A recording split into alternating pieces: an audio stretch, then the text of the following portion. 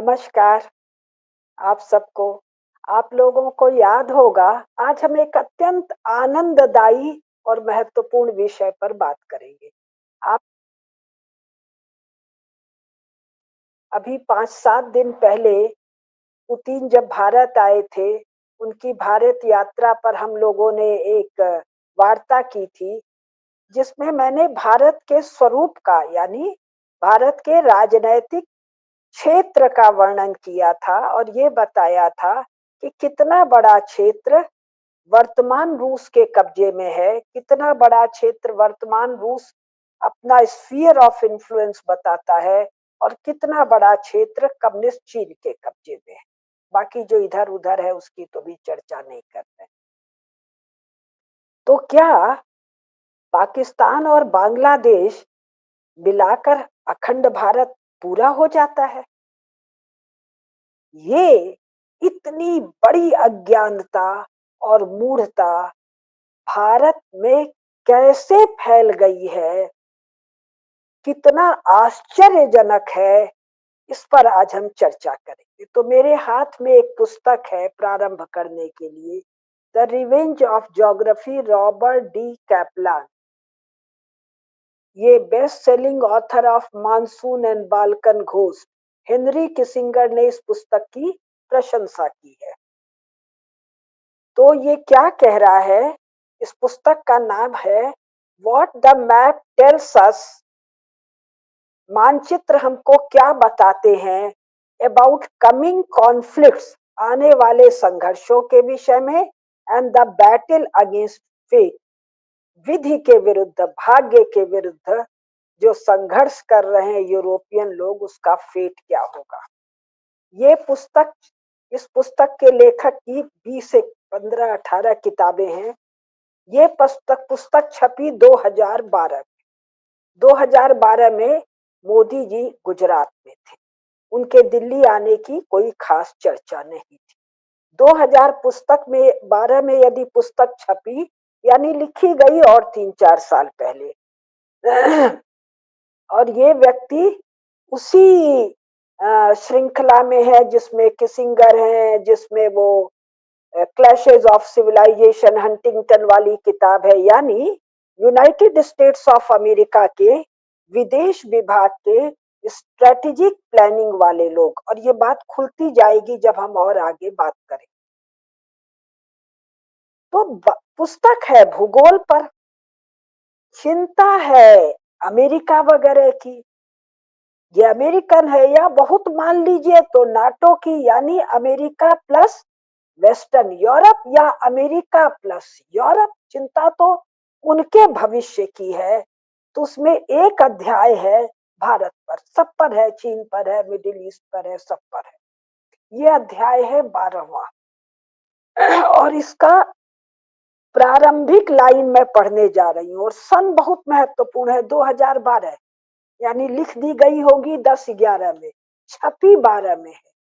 विचार विचार और सब चिंतन और 2-3 साल पहले, और उनके ऑफिशियल डॉक्यूमेंट में और 2-3 साल पहले, बहस मुआवजे में और 2-3 साल पहले, यानी 2012 नहीं।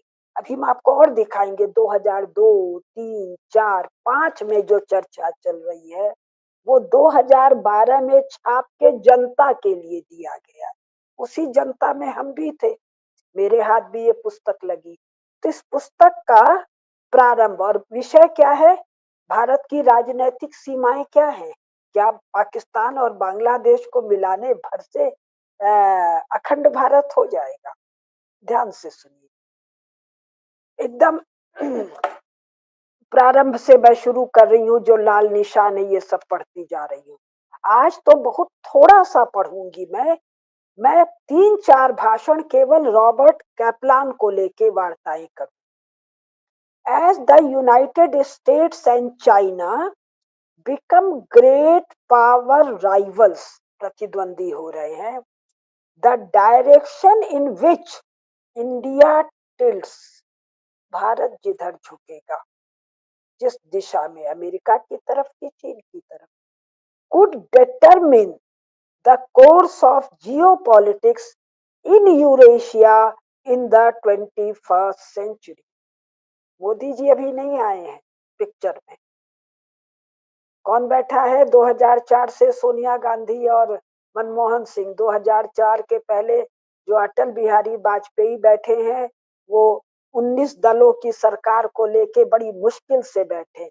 उसके पहले तो सब गठबंधन की सरकारें हैं, और ये तीनों भी गठबंधन की सरकारें। तब भी कह रहा है 21वीं शताब्दी में जियोपॉलिटिक्स उस दिशा में जाएगा, या यूरेशिया का जियोपॉलिटिक्स इस बात से निर्धारित होगा कि अमेरिका और चीन की प्रतिद्वंदिता में भारत किधर झुकता है। और ये तो हम लोग आज देख रहे हैं। India, in other words, looms as the ultimate pivot state. एक एक शब्द, यानी भारत, बहुत सुंदर अनुवाद नहीं कर पाऊंगी मैं, पिवट मतलब धुर्री का राज्य है, और वही उसी की छाया चारों तरफ है। नरेंद्र मोदी पिक्चर में नहीं है। आप कुछ लाइन छोड़ के, the American political class has no such understanding of India. अभी छोड़ दिया है। India's history and geography since early antiquity constitutes the genetic code for how the world looks from New Delhi। सनातन समय से, फ्रॉम टाइम इमेमोरियल, समय के beginning से, जब से हमारी स्मृति है तब से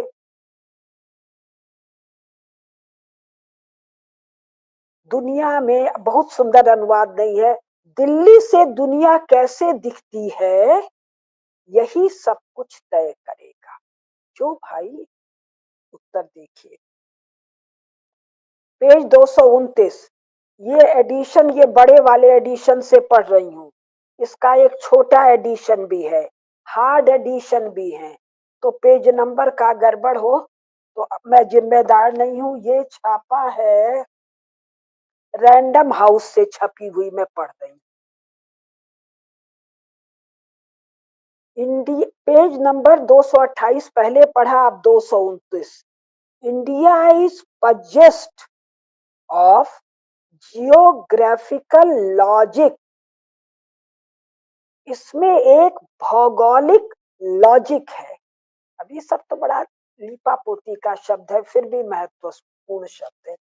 India is possessed of geographical logic framed as it is by the Arabian Sea to the west and southwest, by the Bay of Bengal to the east and southeast, by the mountainous Burmese jungle to the east, by the Himalayas and the knot of Karakoram and Hindu Kush to the north and northwest। India is internally vast।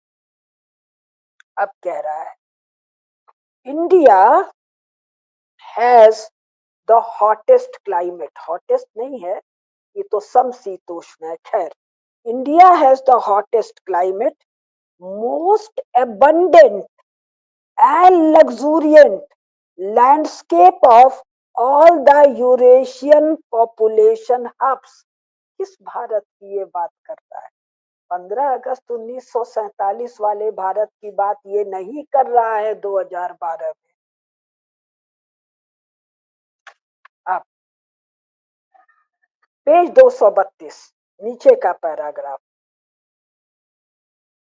India's advantages and disadvantages as it seeks great power status in the early 21st century।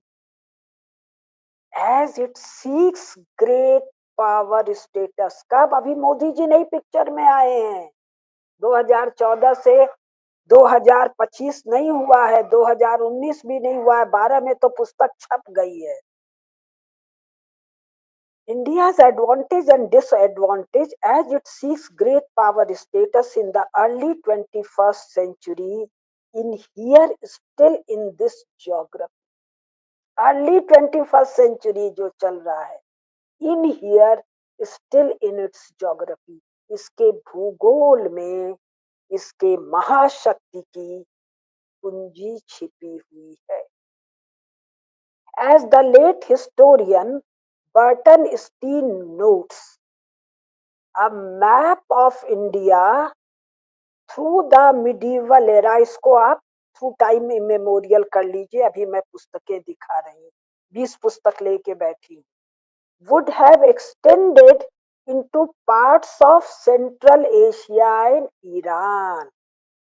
Bharat का मानचित्र central Asia और Iran तक जाता है, ये medieval time कह रहा है, हम आपको सब दिखाते जाएंगे, इसी की बात की और पहले की पुस्तक दिखाएंगे जिसमें वो कह रहा है since time immemorial.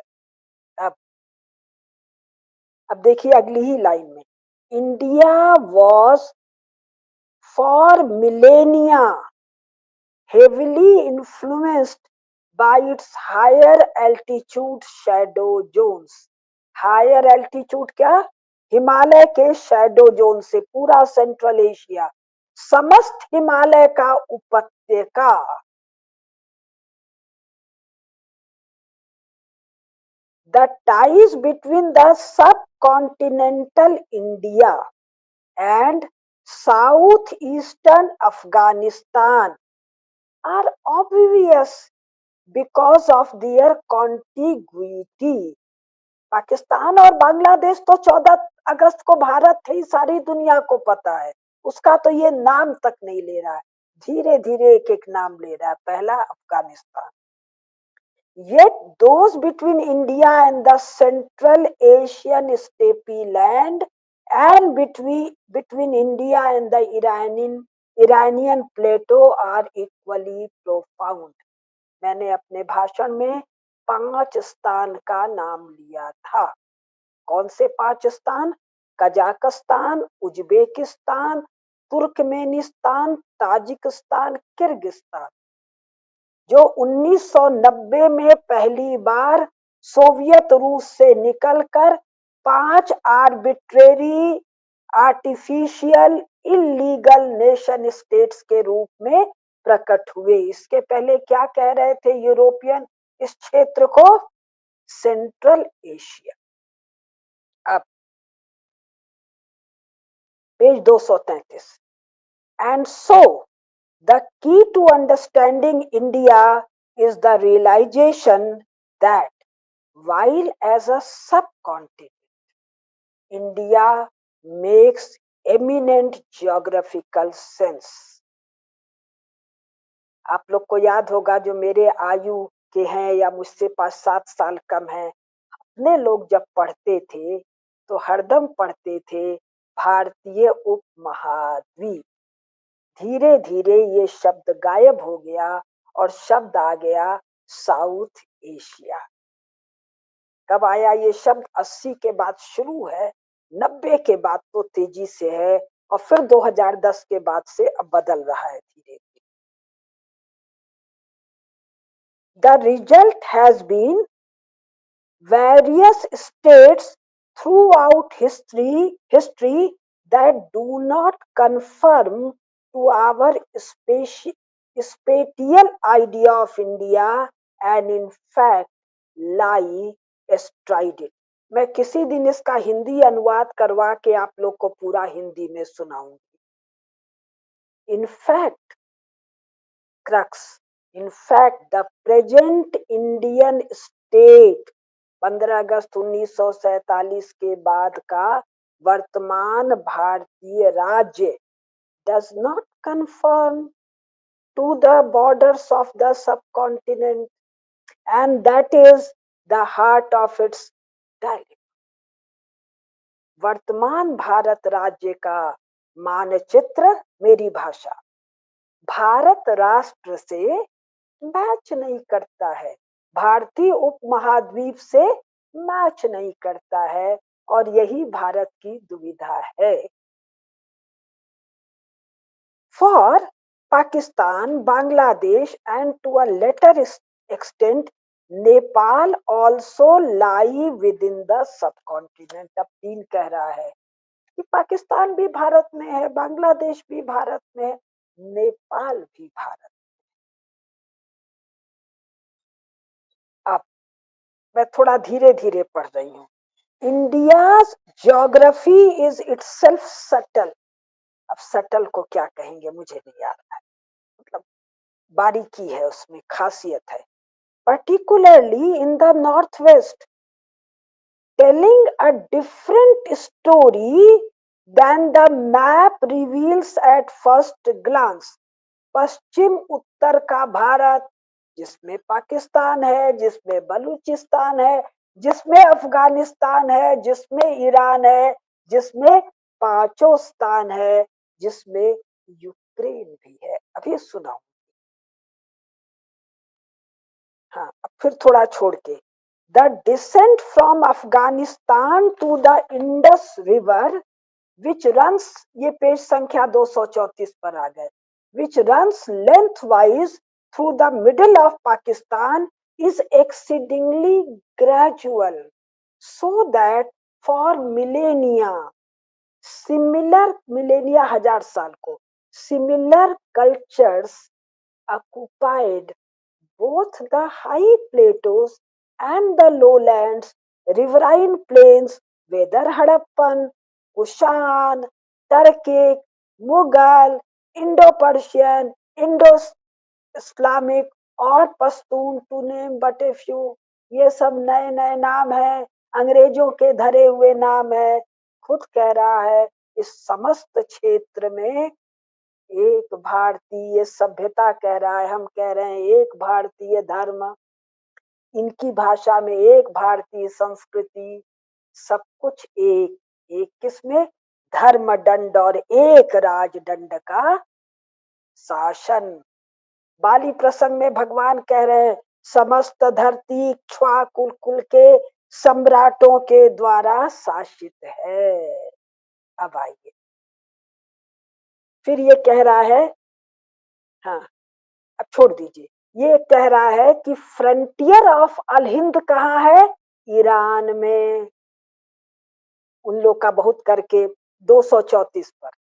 Frontier of Al Hind Rajasthan Pakistan के बॉर्डर पर नहीं है, फ्रंटियर ऑफ अल हिंद पाकिस्तान अफगानिस्तान के बॉर्डर पर भी नहीं है, फ्रंटियर ऑफ अल हिंद अफगानिस्तान और ईरान के बॉर्डर पर भी नहीं है, frontier of Al Hind Iran में है। धीरे धीरे फिर the map of Harappan civilisation क्या कह रहा है आगे, कि इंदस, इंदस मतलब सिंधु नदी के दोनों तरफ है, और अब तो आ गया है दोनों तरफ तो है ही है, नीचे नर्मदा नीचे तक है भैया। तो the map of Harappan civilization बीच में छोड़कर, both along side the Indus in upper and Sindh, so that the Indus rather than a border differentiating the subcontinent from inner Asia constituted the heart of civilization in its own right. Indus नदी के किनारे हम रहते थे, तो सिंधु से उनको स नहीं बोलना आता था, तो ह करके हिंदू बोले, तो सुल्तान को हुल्तान क्यों नहीं वो सब बोले, और सिंधु को भी हिंदू क्यों नहीं बोले। क्या कह रहा है, भूगोल जानना जरूरी है। सिंधु नदी मध्य में है, क्रैडल है। हाँ, फिर लंबा कह रहा, वो हम छोड़ रहे हैं, अब हम आ रहे हैं यहाँ पर। हाँ, एक मिनट, फिर मौर्यन एम्पायर की बात करके कह रहा है, which came to envelop much of the subcontinent except for the deep south, and thus ये कह रहा है for the first time in history encouraged the idea of India as a political entity confirming with the geography of South Asia। यानी महाराज अशोक के समय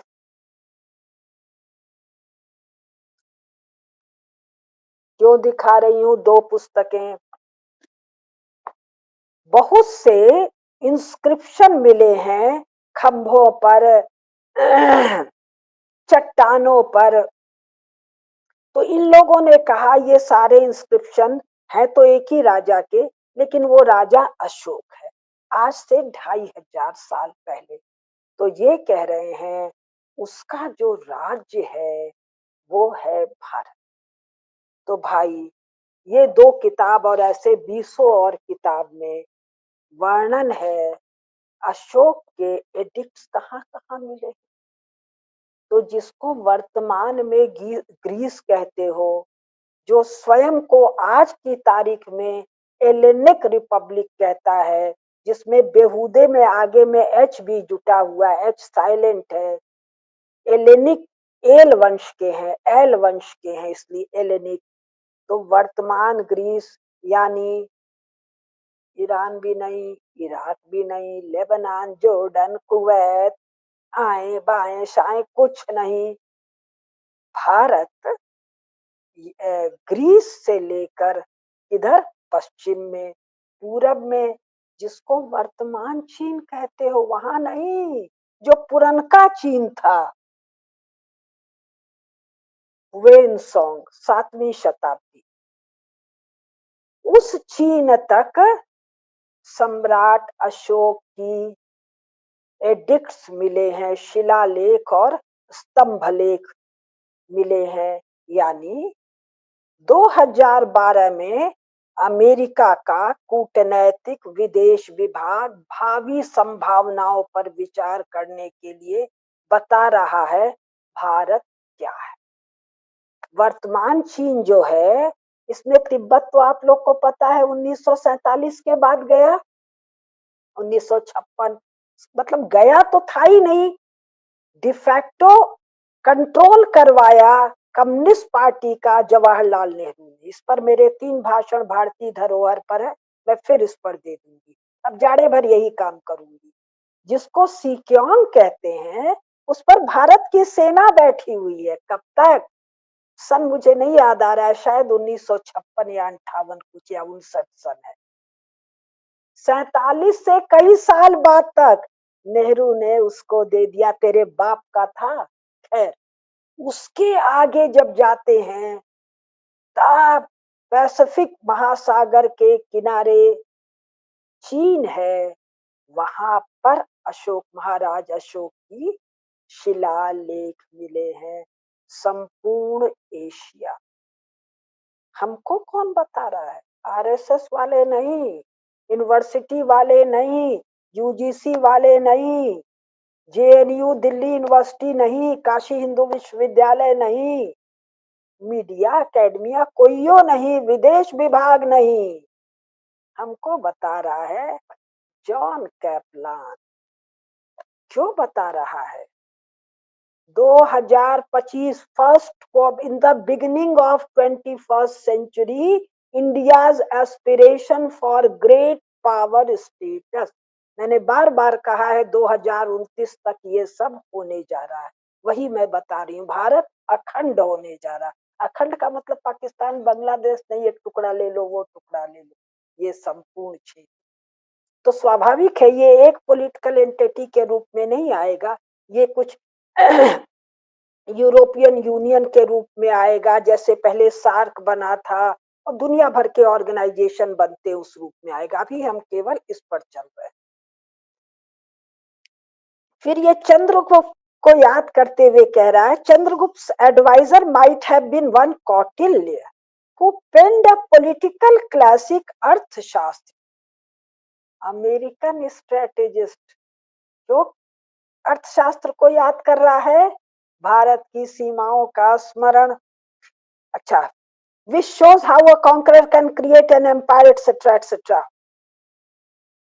Because holding such an immense subcontinental empire, because holding such an immense subcontinental empire together was difficult, Kautilya believed in complex alliance networks and in benevolence towards the conquered whose way of life should be preserved. तू हमको क्या बता रहा है? मेरे पास तो हम ये भी तो लेके बैठे हैं। ये आज से 5000 साल पहले है। 1 मिनट इसका हम ये देखिए। ये महाभारत का तृतीय खंड है। तृतीय खंड का नवम अध्याय। नवम अध्याय किसका है? ये शायद जम्बू विनिर्माण पर्व का है। पृष्ठ संख्या 600। भारतवर्ष की नदियों, देशों तथा जनपदों के नाम। श्लोक संख्या 38 से लेकर श्लोक संख्या 70 तक, यानी पृष्ठ संख्या 602 से 603 तक भारत के जनपदों का नाम बताया गया है। क्यों?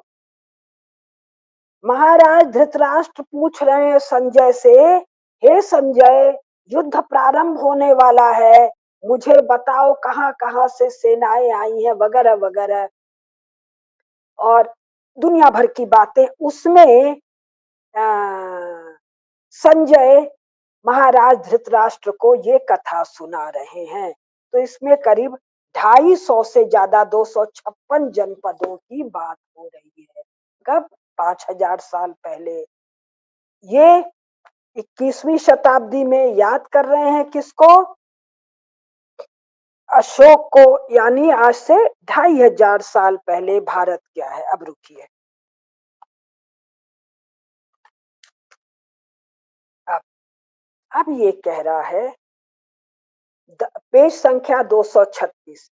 The Mauryans demonstrated the potential for a single state to employ geographic logic over a vast area for quite some time. आप लोगों को ध्यान होगा, जो नया संसद बना है उसमें भारत का मानचित्र बनवाया है मेरे नरेंद्र ने, आपके नरेंद्र ने, हम सब भारतवासियों के नरेंद्र ने। कौन सा? मौर्यन एम्पायर। चलो, वो महाभारत तक न जा पाए। अगला जो नरेंद्र होगा महाभारत में, और उस महाभारत में जो भारत है उसका वर्णन करेगा। कोई सूर्यवंशी आएगा, कोई मेरा कनफट्टा नाथ संप्रदाय का आएगा।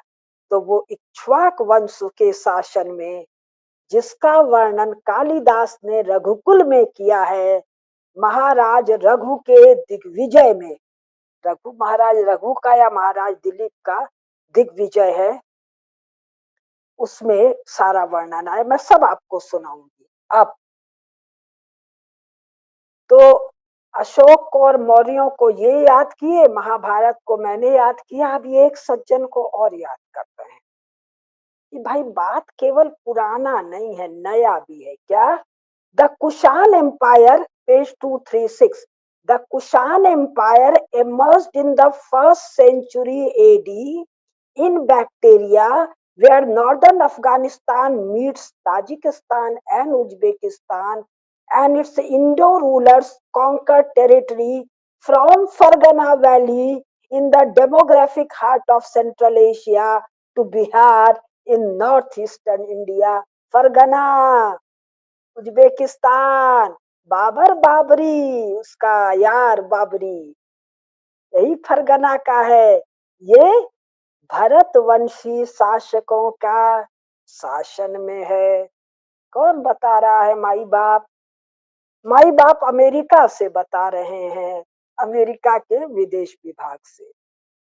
सुनिए, लाइन सुनिए, गौरव से छाती चौड़ी हो जाएगी। The very map of Kushan domain is mind boggling to our modern sensibilities, overlapping as it does former Soviet Central Asia, Pakistan, Afghanistan, and Pakistan, and much of the northern India's Gangetic Plains. The Kushan Empire follows river valleys on one hand, but crosses mountain ranges on the other, so that it both follows and contradicts geography. It also constitutes a single lesson. North block, south block, नई दिल्ली, सावधान सुनिए. It also constitutes a single lesson in the fact that current borders may not necessarily indicate the last word in the political organization of Central and South Asia. South Asia मतलब Bharat, Pakistan, Bangladesh, Nepal, Burma, Sri Lanka, Maldives, Tibet, secure, इतने पे रुक जाते. और central Asia, पांचों स्थान, तिब्बत और सिक्योंग. अभी यूक्रेन की कथा पर आ रहे हैं. इसके बाद मैं इसको रोक रही हूँ. इस पर मैं इस अध्याय पर एक पूरा अलग से वार्ता करूँ. इसको रोक आप. तो ये कब आए? अशोक और उसके बाद Kushan empire, first century AD. वेन सॉन्ग 7th सेंचुरी एडी, 7वीं शताब्दी. महाभारत मैंने दिखा दिया 5000 साल पहले. इसके इसी पर ये नक्शा, सब आप लोग को गूगल पर सब मिल जाएगा. और नहीं तो मैं तो जितना सुना सकती हूँ सुना रही हूँ. इसमें ह्वेन सॉन्ग वर्णन कर रहा है कि मैं जा रहा हूँ, बता रही, बहुत सुंदर है. मैं जा रहा हूँ धर्म यात्रा पर, ज्ञान संभार और पुण्य संभार के लिए. कहाँ जा रहा हूँ? उमा देवी के देश में, उमा हेमवती के देश में. ये योगकार भूमि है. तो ये बताता है कि मैं बच्चा हूँ, फिर मैं बड़ा हुआ, फिर मैंने तय किया कि मैं भारत जाऊं, भारत जाके वहां से पुस्तकें लाऊं, क्योंकि यहाँ जो पुस्तकें हैं बौद्ध धर्म के बारे में वो काफी गड़बड़ शड़बड़ हो गई हैं, मतलब जो भी हो गई हैं, मिलजुल गई हैं. तो शुद्ध पुस्तकें मैं लेके आऊं. तो कह रहा है चीन का नाम चीन नहीं है, अभी नाम याद आएगा मैं बताऊंगी, कि यहाँ की बॉर्डर क्रॉस करने का सख्त मनाही है, क्योंकि भयंकर आफत मचा हुआ है. लेकिन मैंने तय कर लिया कि मैं तो भारत जाऊंगा. तो मैं चोरी छिप के ऐसे ऐसे गया. फिर एक दिन रात को अंधेरे में कैसे कैसे पहरेदार और किसको घूस उत्कोच देकर मैं चीन की सीमा को क्रॉस कर गया रात को. चीन की सीमा कहाँ है? ये देखिए, देख रहे हैं? ये निशान लाल रंग का लगा हुआ है, उस पर लिखा हुआ है शगान, चगान, झगान, CHANGAN. एकदम पैसिफिक सी की तरफ. गांसू भी नहीं है इसमें, गांसू कॉरिडोर, सिक्योंग का सवाल ही नहीं है, और तिब्बत उब्बत का तो सवाल ही.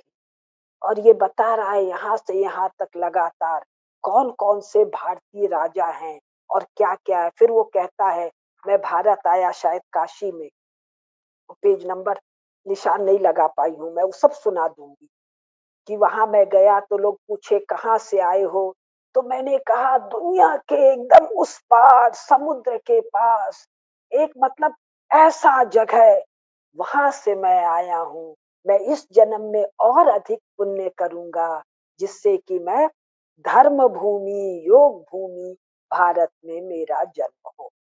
तो महाभारत 5000 साल पहले, रॉबर्ट कैपलन 2300 साल पहले, और first century AD Kushan, 7th century AD. ये अब किसके बाद, वो पुस्तक नहीं है मेरे हाथ में, पाल वंश की, बंगाल के पाल वंश के जो राजा हैं 12वीं शताब्दी, इनका साम्राज्य इस पूरे क्षेत्र में है जिस क्षेत्र की हम लोग चर्चा कर रहे हैं। अब अब थोड़ा सा और बताती हूँ। ये रॉबर्ट कैपलैन की दो और पुस्तकें हैं, monsoon, the Indian ocean and the future of American power. सारी चिंता अमेरिकन चीन राइवलरी की है, सारी चिंता अमेरिका के नीचे उतरने की है, और नीचे उतरने में एडजस्टमेंट कैसे करें। भारत महात्मा का पुस्तक नहीं है। दूसरी पुस्तक Asia cauldron, the South China Sea and the end of a stable Pacific. एक मिनट।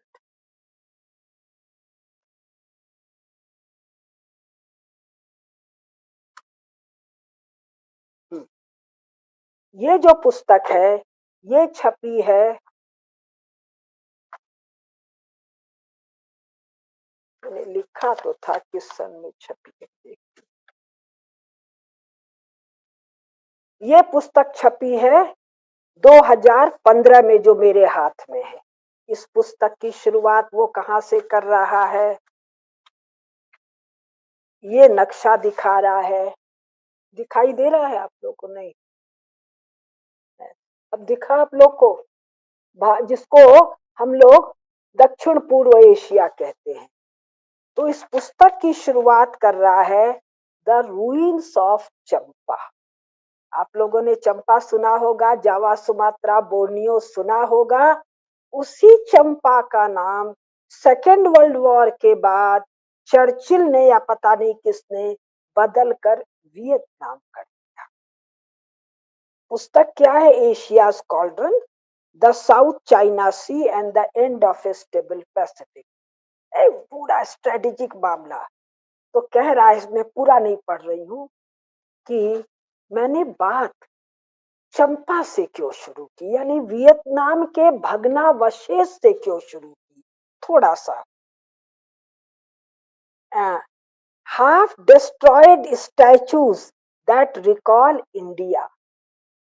फिर there are headless gods and time mortal dancing figures. नर्तकियां हैं और जिनके सिर टूट गए ऐसे देवता हैं। अ लिचन कोटेड लिंग, भगवान नटराज का एक सुंदर लिंग है। The phallic symbol of Shiva's manhood stands alone. फिर कहता है the size and abundance of temples.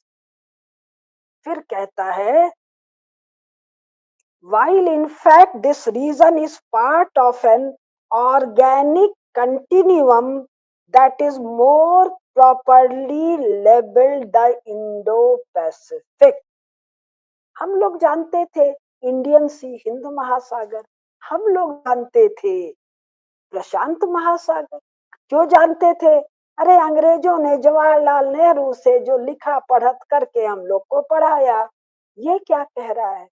जिस चंपा को याद कर रहे हैं वो एक निरंतरता में है। इसके अभी आगे कहेगा भारत के, क्योंकि भगवान शिव को याद कर रहा, भी बहुत लोग को याद करेगा।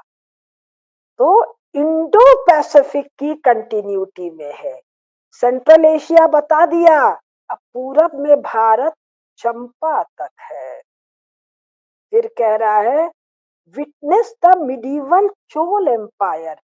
पेन्नवी सेल्वन फिल्म देखा है ना आप लोगों ने? Witness the medieval Chola empire of the Hindu Tamils based in southern India, which sent its fleet throughout the seaboard as far north as China।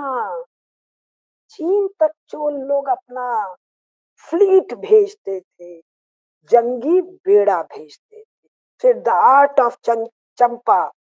फिर this Sanskrit culture with its delicious Hindu Buddhist syncretism, though weighted heavily in favor of Hinduism। भाई, America वालों को ये सब काहे कहने की जरूरत है? नरेंद्र मोदी आकर बैठ गए हैं। नरेंद्र मोदी को ना पता हो क्यों? संघ वालों को नहीं पता है? या अखंड भारत में भारत पाकिस्तान बांग्लादेश, पाकिस्तान बांग्लादेश, आगे पीछे कुछ होना। तो कह रहा है लुक हम ही तुमको बता दें। आगे सुनिए। गजसिंह को याद कर रहा है, विष्णु को, ब्रह्मा को, वेदों को, यक्ष को, बलराम को, काल को। In fact, the entire Hindu pantheon is here in Da Nang. फिर, without the Indian subcontinent, in other words, there could not have been a Vietnam in any cultural or aesthetic sense. बिना भारत के चंपा नहीं होता। किस अर्थ में? Aesthetic मतलब artist ना भैया, राजनैतिक अर्थ में। चोलों का नाम याद किया, दक्षिण भारत के चोलों का इतिहास पढ़ लो। फिर वो कह रहा है डांसिंग स्टोन गॉडेसेस वैसी ही है जैसे एलोरा में है, ईस्ट ऑफ मुंबई में लक्ष्मी है, शिव है और राम जाने क्या क्या देवी है।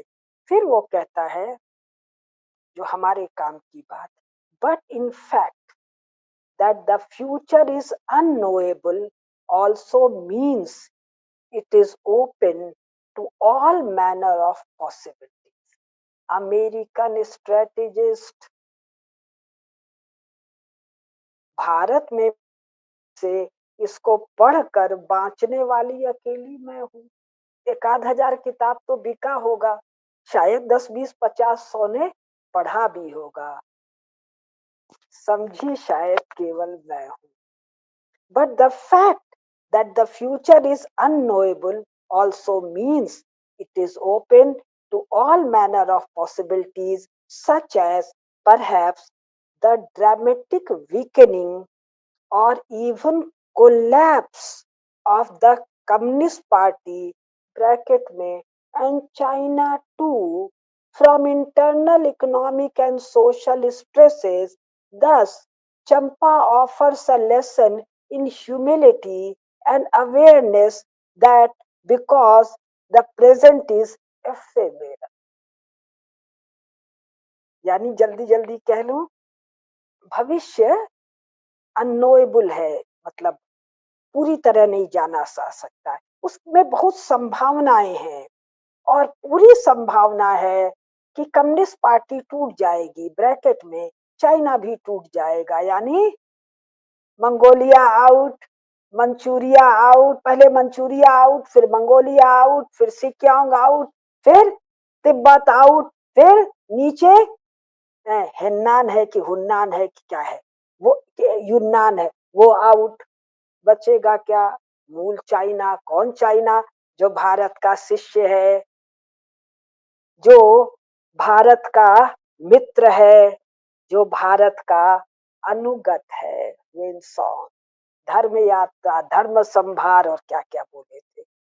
तो Champa represents the long view, कैमरे वाला, for by going back in time we look forward over the horizon.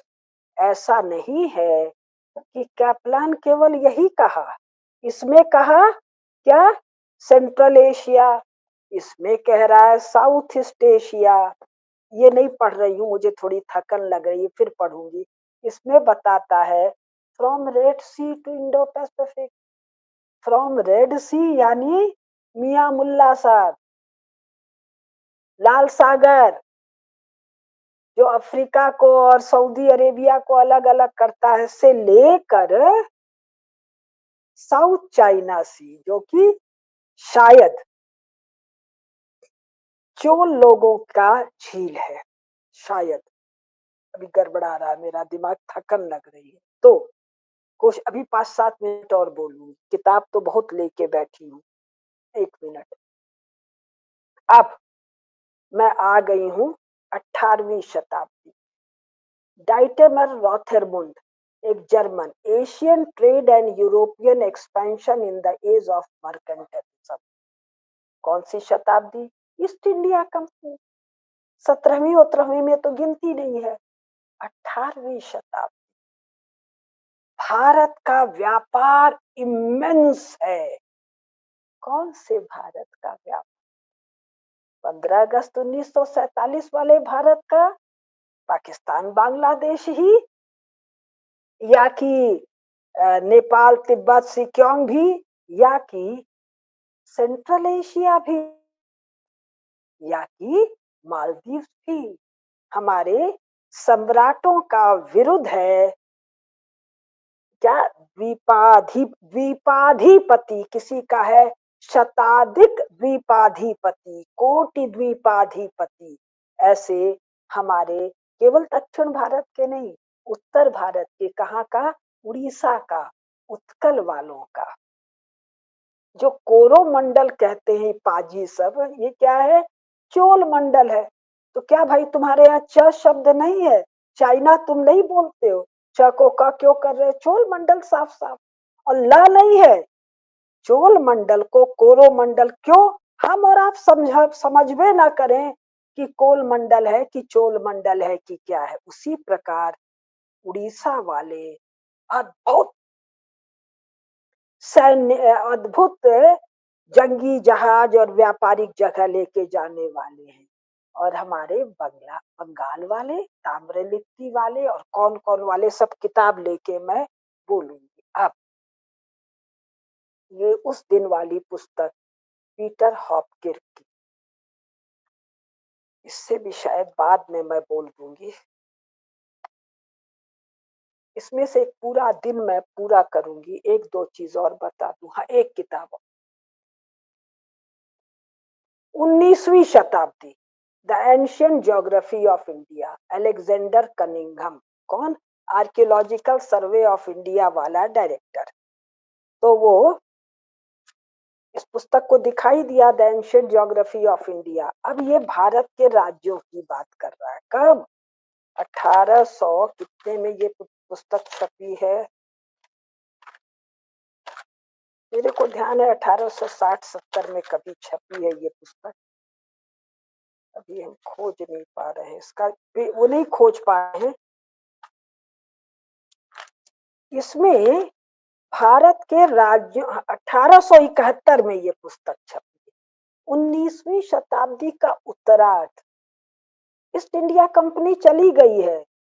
वो विक्टोरिया अब्दुल की, जो अब्दुल वाली कहानी मैंने सुनाई है ना, उस विक्टोरिया का ये सब राज बताते हैं। तो क्या कह रहे हैं, नॉर्दर्न इंडिया, फिर इसी तरह ईस्टर्न इंडिया, सदर्न इंडिया। देखिए, सबसे पहले है नॉर्दर्न इंडिया, इसमें 3 नंबर पर है गजनी, 4 नंबर पर है लामघान, 2 नंबर पर है काबुल, और सब हम पूरा पढ़ नहीं पा रहे, अजीब अजीब सा उच्चारण है। यानी 1871 में गजना भारत में है।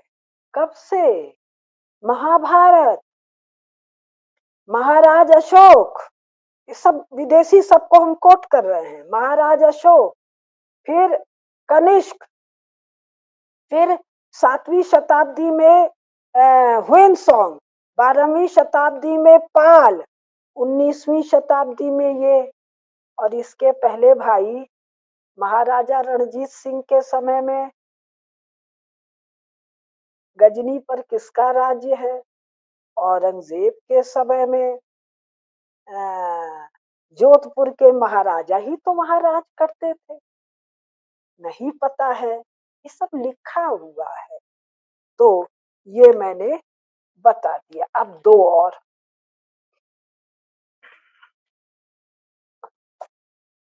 ये है trade and civilisation in the Indian Ocean, और ये है bullions for good, Om Prakash ji की किताब। यानी मोट माट इंडियन ओशन ट्रेड पर बहुत किताबें हैं, बहुत, 2 4 5 तो मेरे पास भी और किताबें हैं, लाइब्रेरी से तो बहुत पढ़ा था।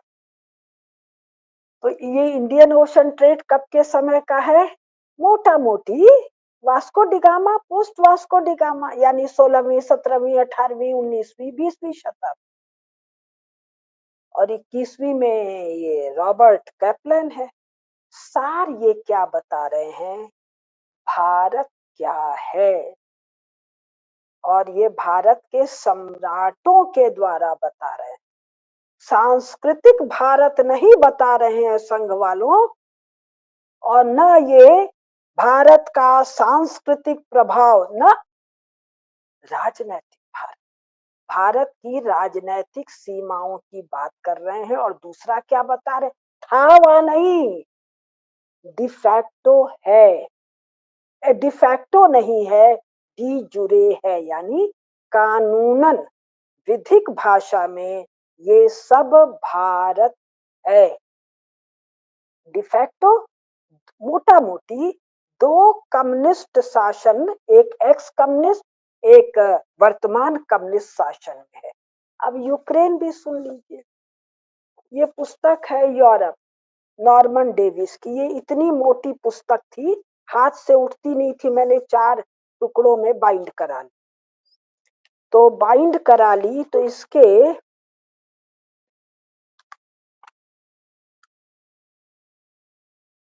पृष्ठ संख्या 53, किताब किस पर है, यूरोप पर। यूक्रेन यूरोप में नहीं है, मूलतः ये रूस है। अभी रूस यूक्रेन लड़ रहे हैं, इसको कैप्सूल कहते हैं।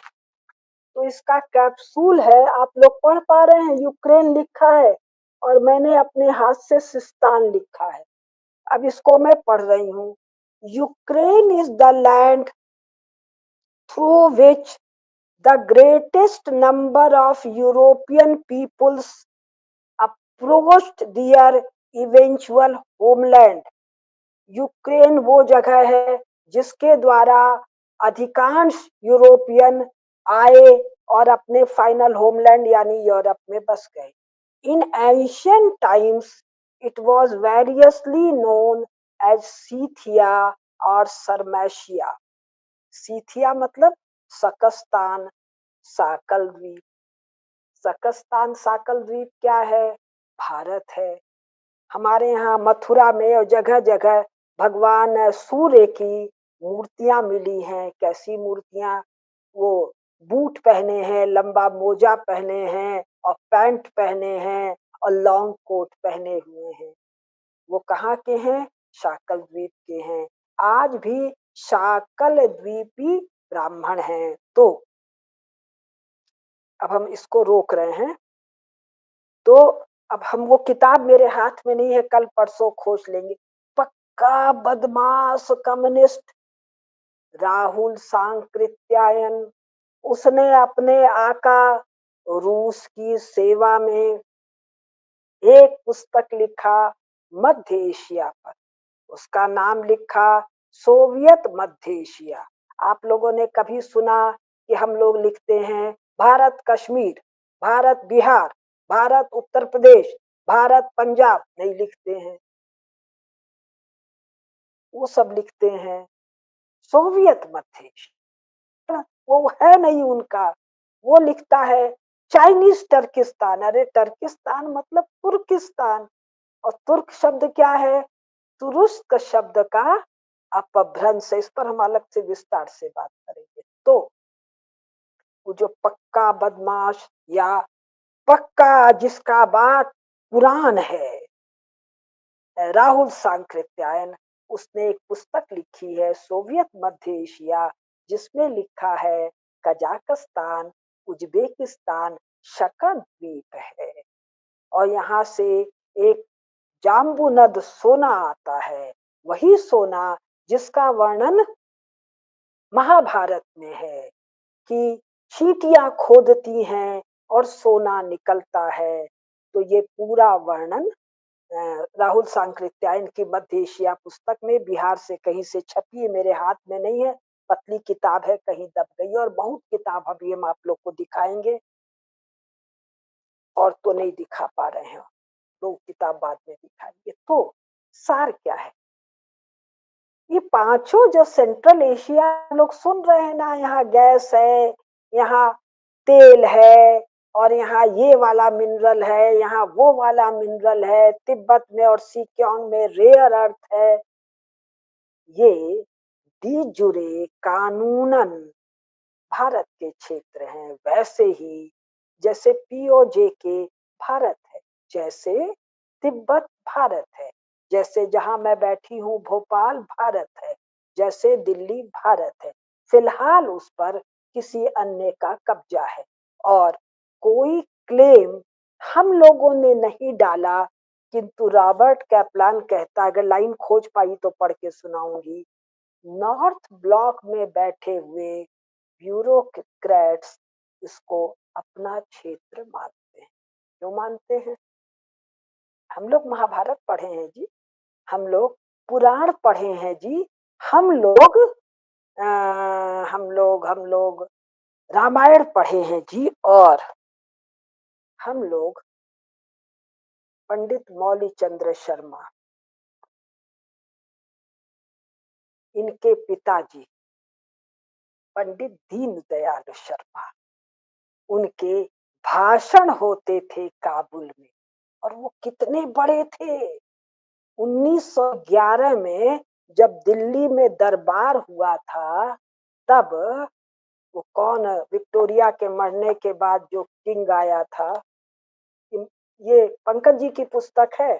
सन 1911 में दिसंबर माह में 16 तारीख को ब्रिटिश सम्राट जॉर्ज पंचम और महारानी मेरी से पंडित जी की भेंट निर्धारित हुई। ध्यान दीजिए, प्रबंध यह था कि सम्राट और सम्राज्ञी अपने कैंप में नियत समय पर खड़े रहेंगे, तभी वहां पंडित दीनदयालु जी प्रवेश करेंगे, ताकि दोनों पक्षों का मान बराबर बना रहे। राजा रानी खड़े होने को तैयार नहीं थे, और पंडित जी के खड़े होने का सवाल नहीं, वो पहले खड़े रहेंगे, पंडित जी बाद में प्रवेश करेंगे। वैसा ही हुआ। सम्राट एवं साम्राज्ञी ने हाथ बढ़ाकर पंडित जी का स्वागत किया। पंडित जी ने आशीर्वचन कहे। कौन पंडित जी? पंडित दीनदयालु शर्मा। दुभाषिए के जरिए थोड़ी देर बात हुई और फिर उनको उनकी गाड़ी तक छोड़ दिया गया। इस ससम्मान सम्मेलन का प्रबंध सर लुई डेन ने किया था। इसका सब डिटेल और है। तो पंडित दीनदयालु शर्मा जी, इनके पिताजी पंडित मौली चंद्र शर्मा, और इनकी बिटिया श्रीमती मंजू शर्मा मेरी मामी। तो मामी जी के पास ये सब कथा सुनते थे, और उन्हीं के बड़े निवेदन पर और मामा जी के निवेदन पर पंकज जी ने ये पुस्तक लिखा। तो आप बोलेंगे मैं तो बनिया मारवाड़ी, वो ब्राह्मण कैसे? तो मेरे नाना और मामी जी के ससुर जी, मामा जी के पिताजी, very close friend, very family friend. मैं प्रयाग जाती हूँ, उन्हीं के यहाँ रुकती हूँ, वैद्यनाथ में। मामी जी की फोटो आप लोग को दिखा दूं मैं, इसमें है।